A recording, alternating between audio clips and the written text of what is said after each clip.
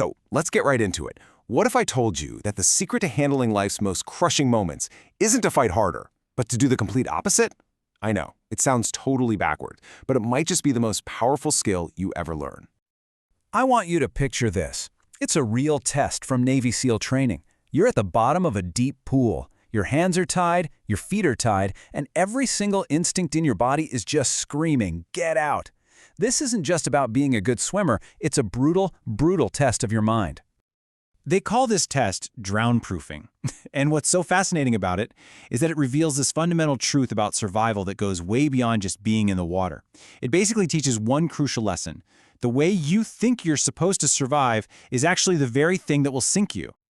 So, what's the first thing you do in that situation? Come on, be honest. If you're like pretty much everyone else, that primal panic just takes over. You start to fight. You thrash. You kick. You claw at the water, desperate for a breath of air. You're trying to force your way up, but then something really weird happens. All of that fighting, it's doing the exact opposite of what you want. It's just burning through your precious oxygen, making your body denser, and it's literally pulling you down faster. The harder you fight the water, the more the water wins. It's a paradox, right? Your own survival instinct is actually betraying you. The real secret to passing this test, the thing the SEALs have to learn, is to surrender. Now hold on, this isn't about giving up, not at all. It's a skill, a technique. You have to consciously stop fighting. Let your body sink to the bottom and then just gently push off. And you let the water's natural buoyancy just float you back up to the surface. You get a breath and you repeat. Surrender becomes the skill. Okay, so here's where we bring this home. Because this isn't really about water, is it? Most of us are doing this exact same thing every single day with our emotions. We're trying to drown-proof our lives by fighting against these huge waves of fear, anxiety, and uncertainty. And look at how this maps out. It's a perfect parallel. Our instinct is to thrash. We fight the emotion. We argue with our own thoughts. Our muscles physically clench up. And what happens? We burn all our energy and we just drown in our own anxiety.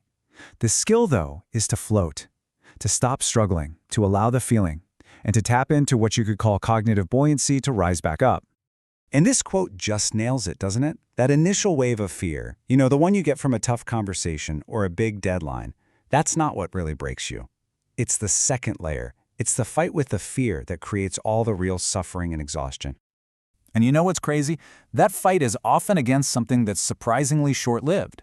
Some research suggests that the raw physiological rush of an emotion like fear, the adrenaline, the racing heart, it often lasts only about 90 seconds. It's just a wave that crests and then falls.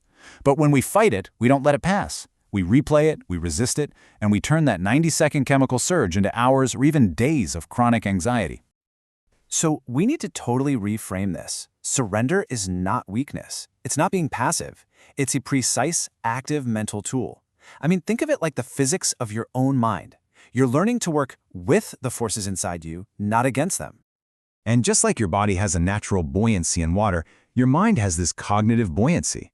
This isn't some fluffy new age idea. This is your system's natural tendency to find balance, what scientists call homeostasis.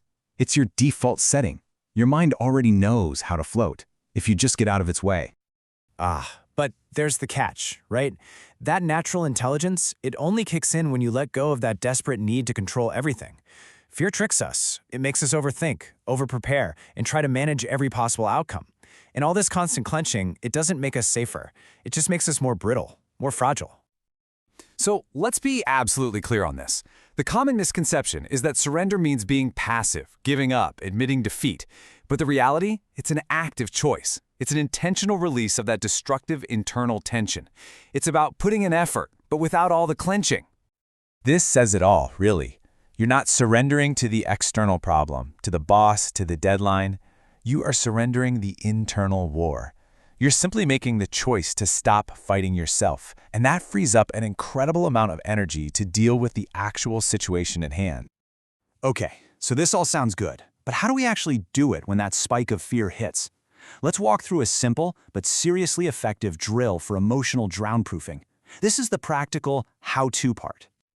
First things first, you have to burn this into your brain. The job loss, the rejection, the bad news, that's just the event. But what really creates that drowning feeling is your resistance to the intense uncertainty or shame that comes with it. The real pain is in the fighting. So here are the 4 steps when you feel that panic rising. First, just stop. Seriously, pause for 3 seconds. That's it. Second, soften. Take 1 deep breath and consciously, physically, release the tension in your jaw, your shoulders, your stomach. Third, allow. Just let the physical feeling of the emotion rise and pass through you without judging it. And fourth, trust. Remind yourself, this is just a wave. My body knows how to handle this. And this is the key. The instant you physically soften your body, you are sending a powerful signal to your nervous system that the threat is gone, and fear loses its fuel. This isn't a mind trick. It's not magic. It's just the simple physics of your own biology returning to its baseline. You start to float again. You know, when you start to master this, you gain something really profound. You find true agency, real control, not by fighting life, but by surrendering the fight inside yourself. It completely changes the game. And the benefits? Well, they're the things high performers are always chasing. You develop real emotional endurance, the ability to handle intense feelings without just falling apart. You gain presence so you can stay grounded and effective right here, right now, instead of being hijacked by anxiety about the future. And finally, you find flow, that amazing state where you move with life's challenges instead of constantly bracing against them. So in the end, it really comes down to this simple, powerful piece of wisdom. A resilient life isn't built on fighting every single wave head-on. It's built on having the wisdom to know when to push, and the even greater wisdom to know when to stop fighting and just float. So I'll leave you with this to think about. In your own life, right now, what's the wave you just keep thrashing against? What are you fighting so hard that maybe, just maybe, you could be floating through instead?